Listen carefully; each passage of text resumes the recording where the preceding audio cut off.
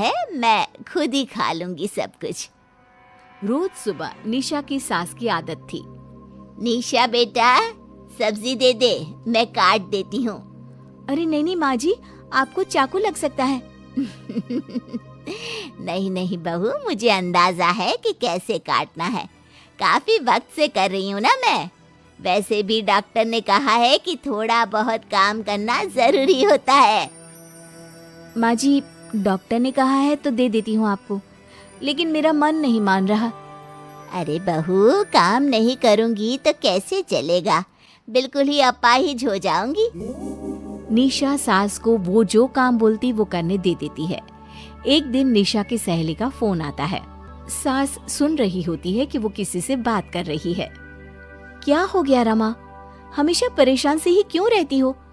आ जाओ ना कभी मेरे घर पर। अरे नहीं रे, तुझे परेशान नहीं करना चाहती हूँ। मैं जानती हूँ तेरी सास अंधी है। अरे कैसे मैनेज करती होगी तू अकेले? मेरे घर में मेरी सास कोई काम नहीं करती। मैंने तो इनको साफ कह दिया है कि काम करेंगी तो ठीक है, नहीं तो इन्हें वृद्धाश्रम छोड़ आऊंगी। निशा की सास सहेली की बात सुनकर डर जाती है। वो बिना निशा का जवाब सुने वहां से चली जाती है। सास के जाने के बाद निशा कहती है, अरे नहीं, मेरी सास तो पूरा काम करती है। वो सब्जी काट देती है तो मैं छोंक देती हूँ, वो आटा गूंथ देती है तो मैं रोटी बना देती हूँ। अरे माँ जी तो झाड़ू भी इतना अच्छा लगाती है कि किसी को लगे ही नहीं कि किसी अंधे इंसान ने झाड़ू लगाया होगा। तू तो किस्मत वाली है। अरे मेरी सास के तो सारे अंग ठीक होने के बाद भी मगरमच्छ की तरह पसरी रहती है, सारा दिन सारी रात। अरे पता नहीं बुढ़िया को इतनी नींद आती भी कैसे है। खैर, वक्त बीतता है और एक दिन निशा मोहल्ले में पति के साथ जा रही होती है कि सास की सहेली मिल जाती है। अरे आंटी, कैसी हैं आप? कहाँ जा रही हैं? तुम लोगों के घर ही जा रही हूँ बेटा। तेरी माँ ने बुलाया है, कह रही थी बहुत जरूरी काम है। वैसे तुम लोग कहाँ जा रहे हो? हम मेरे मायके जा रहे हैं। अच्छा, आप मम्मी जी के पास रहेंगी तो हम लोगों को कोई चिंता भी नहीं होगी। बेटा बहू चले जाते हैं। सहेली निशा के घर में जैसे ही घुसती है, उसकी सास कहती है, आ गई रीना। जब से अंधी हो गई हूँ तू तो आती ही नहीं घर। अरे क्या बताऊं सीमा, तेरा तो मुझे कुछ समझ में ही नहीं आया। अरे जैसे ही बेटी की शादी हुई उधर तू अंधी हो गई। कैसे, मतलब समझ में नहीं आया। सास जोर जोर से हंसती है। अरे पागल हो गई है क्या? किसी अच्छे डॉक्टर को दिखाना, ठीक हो जाएगी। मन नहीं करता क्या दुनिया देखने का? कल को पोता पोती होंगे, उन्हें कौन खिलाएगा? तेरी भी तो बहू आई है, तेरे भी तो बेटे को बच्चा हुआ, कितना खिला लिया तूने। अरे हमारी तो किस्मत ही फूटी थी। लड़की की पहले दिन से ही डिमांड थी कि सास ससुर के साथ नहीं रहना, चाहे जो हो जाए। अब बोल क्या करती मैं। फिर क्या कर लिया तूने? दोनों आंखें होने के बाद भी परेशान ही है ना?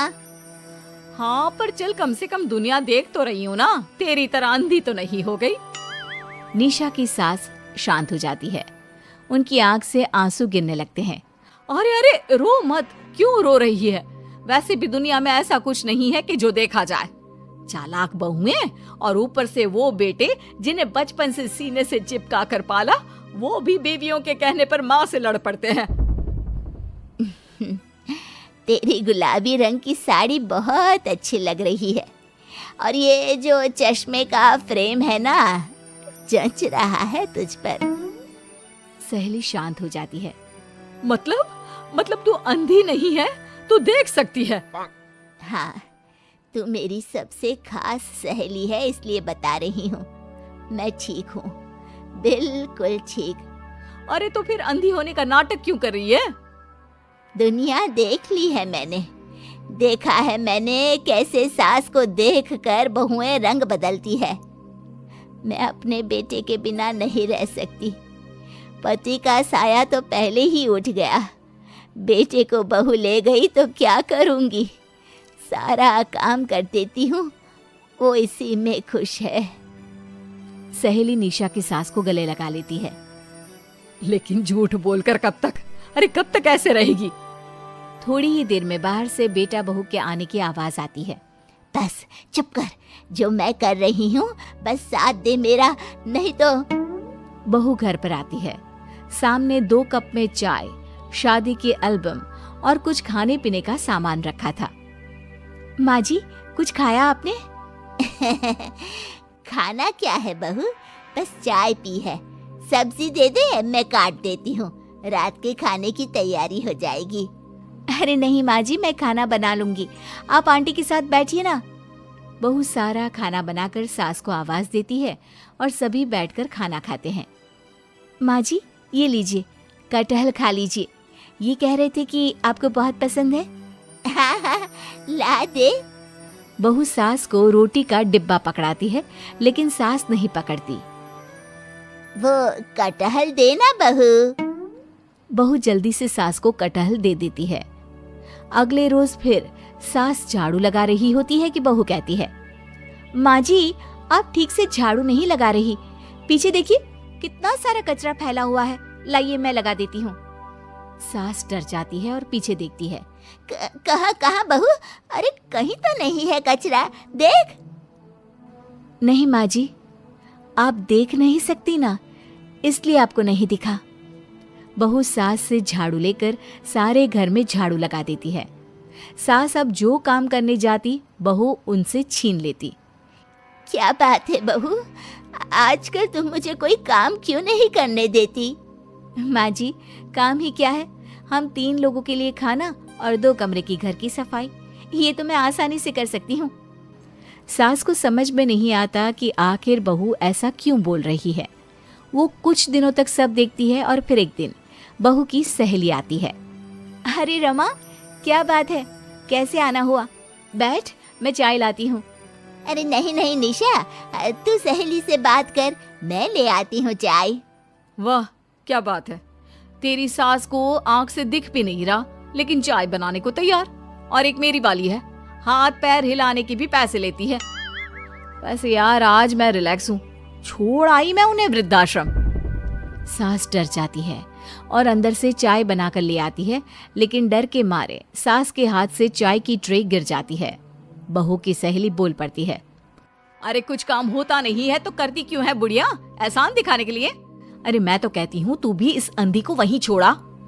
नहीं नहीं निशा बहू, मुझे माफ कर दे, गलती से ट्रे गिर गई, मैं सारा काम करूँगी, बस मुझे मेरे बेटे से अलग ना कर, मैं नहीं रह पाऊंगी उसे देखे बिना। बस माँ, यही सुनना था। आप देख सकती हैं, फिर भी डर के मारे जो नाटक आपने अंधी होने का खेला, मैं उसे खत्म करना चाहती थी। माँ जी, आप घर की बड़ी हैं, मेरे पति की माँ हैं, मेरे लिए आपकी जगह भगवान से कम नहीं। आप अंधी नहीं भी होंगी तो भी मैं कभी भी आपको खुद से दूर नहीं करूंगी माँ जी, मेरा विश्वास रखिए। फिर निशा सहेली को देखती है। अच्छा होगा रमा कि तुम मेरे घर से चली जाए, क्योंकि मेरे घर में ऐसे लोगों के लिए कोई जगह नहीं है जो बड़ों की इज्जत नहीं करते। सास चैन की सांस लेती है। जीती रहे बहू, जीती रहे।